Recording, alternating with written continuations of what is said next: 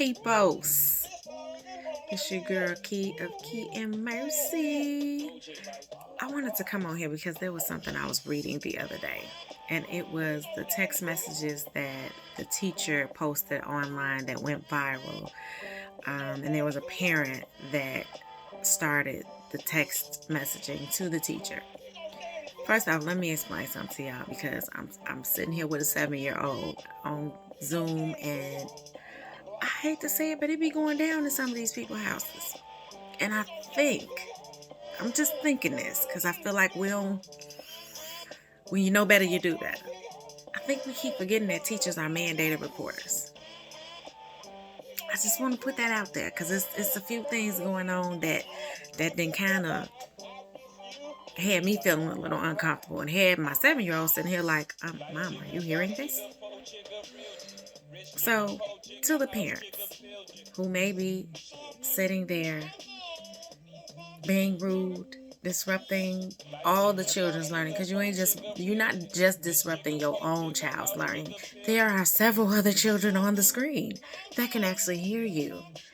I don't even know how to stress that. Like, I'm to the point where I feel like I need to say something to the principal just for them to send out a disclaimer and tell the parents, if you have something you need to say to the teacher, you can send them an email, send them a text outside of school hours, which that parent did.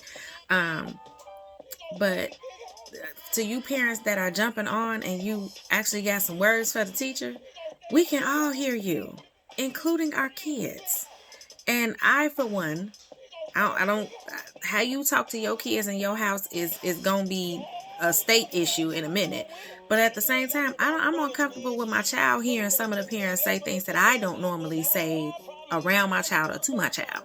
Now, don't get it twisted. Y'all know what type of parent I am. Layla done heard a few things. But I don't think she's heard me disrespect another authority that way. And that's the way these children are supposed to be looking at their teachers. Now, the other thing that bothered me is that the text message that I'm reading, the parent is constantly telling the teacher what her job is. It's your job to teach them. It's your job to do this. It's your job to do that. A whole lot of jobs didn't change since the pandemic.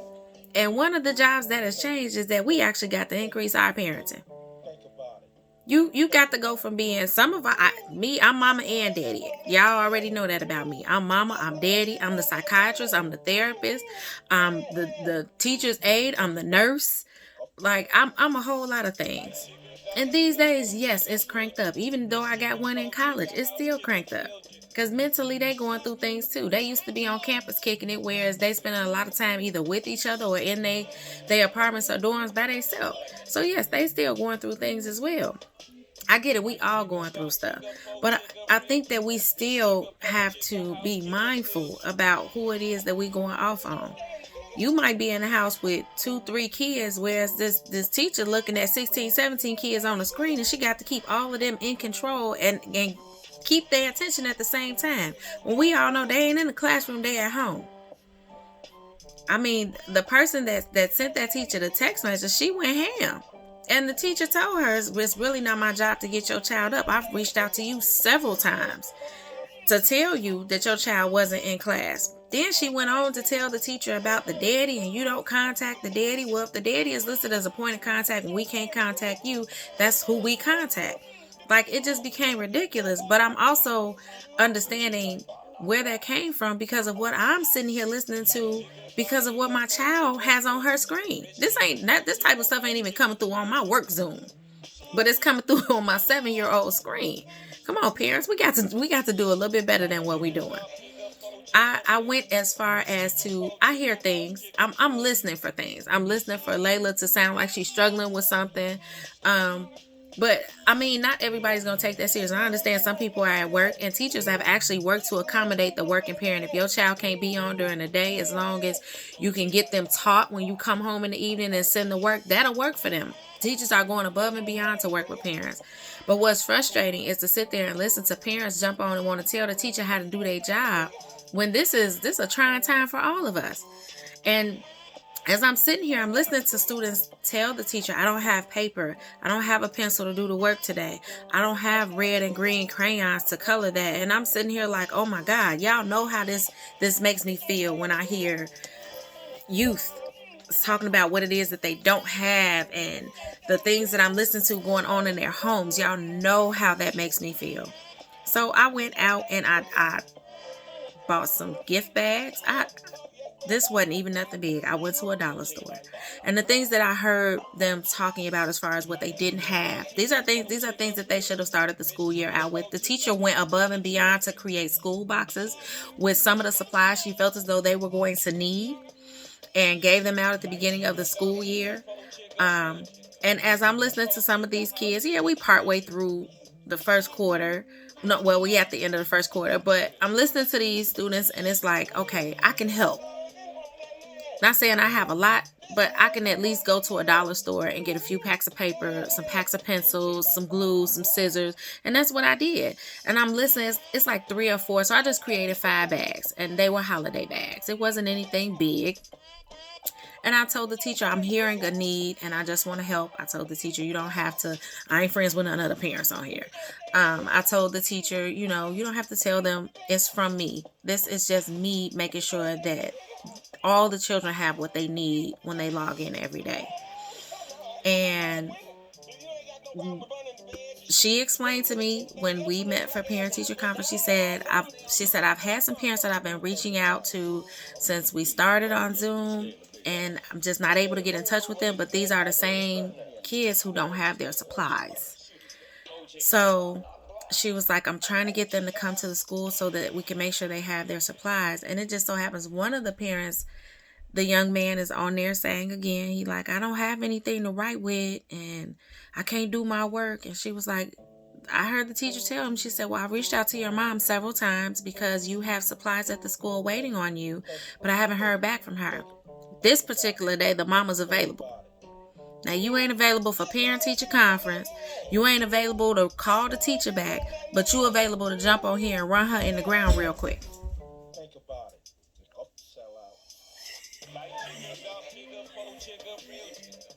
I'm finna kill everybody in the house. Asia.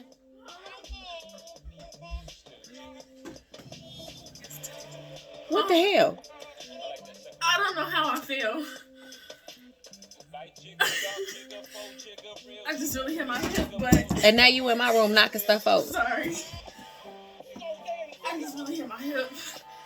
I don't know how I feel. I was trying to make it to the bathroom because I have to pee. And then I just slipped and fell.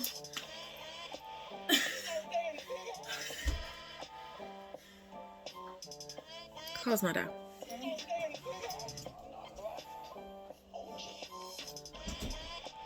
What the hell? While I'm in here recording. That don't make no sense.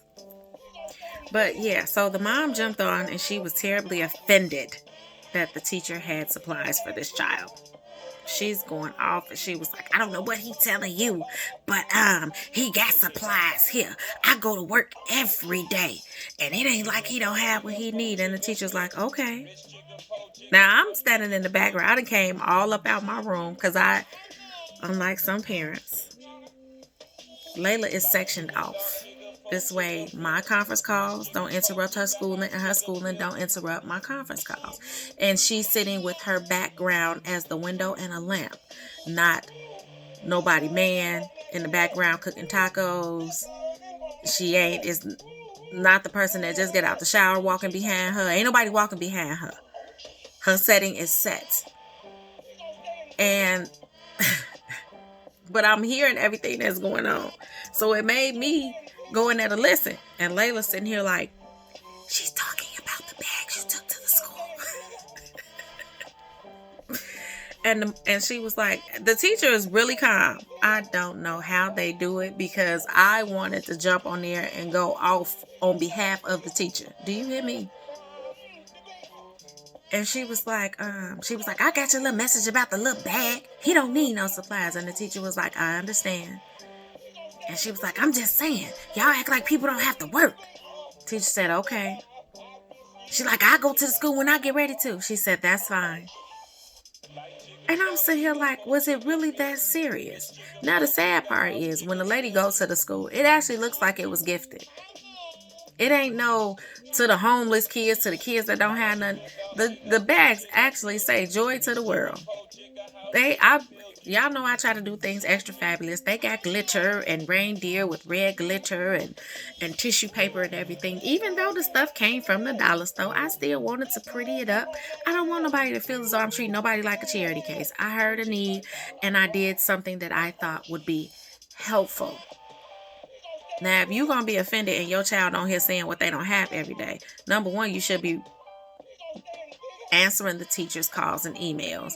And number two, understand that you interrupting the class is not helping anything. I can't tell you how tired I am of the parents disrupting the class. It ain't they kids. Apple don't fall too far from the tree. Their kids already disrupted, but when you had a parent jumping on there, and the parent is loud. So when a parent get on, I can hear it. Asia only been home from school a week, and she was like, them parents on Layla's Zoom is ignorant. Couldn't say nothing. I agree. But I want us to keep in mind, because some of these kids, I want to go and hug them. There was one little boy, he picked up the laptop, but I think he may have accidentally, because they touch screen, he may have accidentally unmuted it. And so he's walking with the laptop, but now you can hear his house. And he goes into his mother's room and he's telling his mother how he needs help. And the woman cussed him out from the birth canal to his next birthday. And I'm just sitting here like, and Layla's like, his mom is really mean. And the teacher was like, someone is not muted. I need you guys to stay muted. And you hear the little boy walking back to the room, and he sits the computer back down, and he's like this. And I'm sitting here like, all he asked for was some help. It's not, for us, the work isn't hard. And the sad part about it is, from the looks of the room, she wasn't on nobody's computer. She was in the bed. Why we can't get up and help our kids? Because to me, what that looks like is, even if he was at school and he brought you that homework after school, was you going to help him then? So let's have a fair amount of understanding that right now the teacher's job is a little bit harder than it was before. It ain't even a little bit. It's a lot, because not only do you have the students on the screen, you got their parents in the background and whoever else living in the house. So let's try to play.